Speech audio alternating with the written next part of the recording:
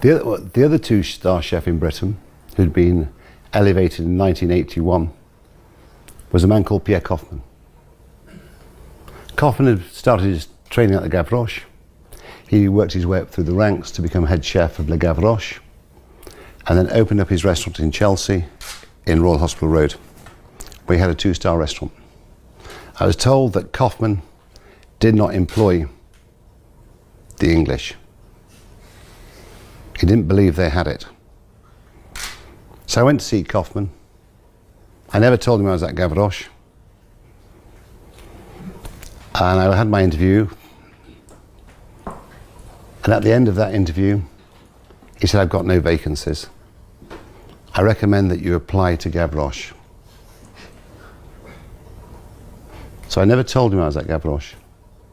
So I said to him, "I'll work for nothing."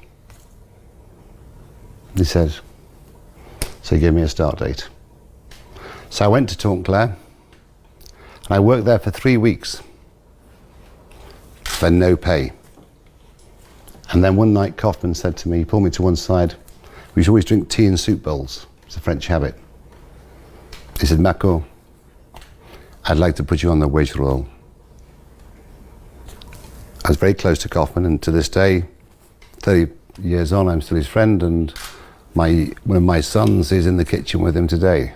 So it's quite beautiful, really, 30 years on, and Luciano's working very hard, and Koffmann's rather fond of him.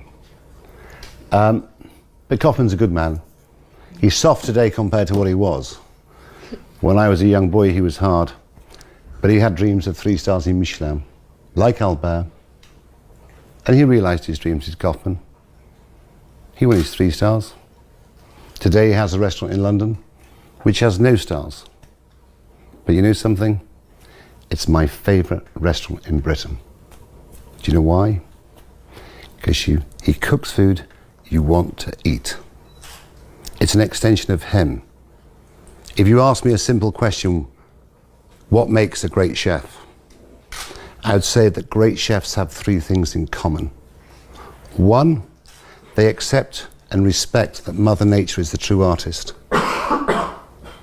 and they are the cook. 2, everything that they do becomes an extension of them as a person. And 3, they give you insight into the world they were born into, the world which inspired them, and they serve it on their plates. And that's what Pierre Koffmann does. And I had that great privilege of working with him. And in many ways, he was most the man who inspired me and influenced me most out of all the great chefs I ever worked for. So then, I did my time with Koffmann, which was tough. I remember that first day. You go through for your lunch at 11 o'clock. I walked through, and there was a table with about 12 staff, all French. And there's a little table to one side for me and the kitchen porter. I thought interesting. Koffmann maybe read my expression, I don't know. He said, "Marco, come and sit next to me." I went and sat with him and had my lunch. But I never, ever, ever sat at that table again.